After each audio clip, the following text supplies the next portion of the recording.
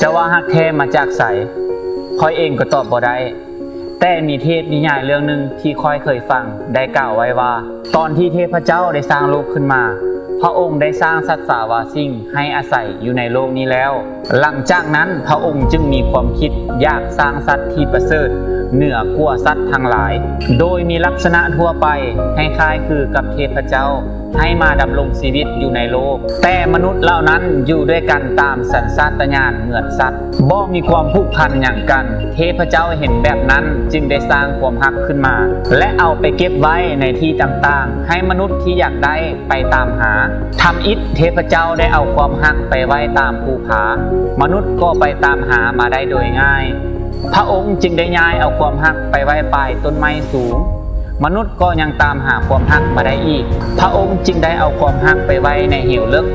มนุษย์ก็ยังลงไปเอามาได้โดยง่าย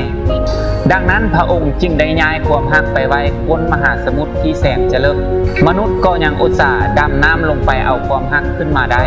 และสุดท้ายพระองค์จึงได้ย้ายความรักมาไว้อยู่ที่ใจหากพวกเราอยากได้ต้องได้ไปค้นหาอยู่ที่ใจของคนด้วยกัน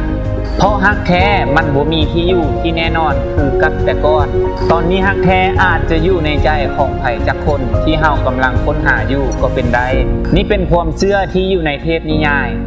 ขอให้เจ้ามีความสุขกับการตามหาฮักแท้และนี่ก็คือรายการมันอยู่ที่ใจหวังว่าเจ้าจะได้อย่างกลับไปสอนใส่จากกสีอินดี้สบายดีกรุณากดติดตาม YouTube และ Facebook Fanpage กาสีอินดี้เพื่อที่ท่านจะบ่ได้พลาดคลิปดีๆในแต่ละครั้ง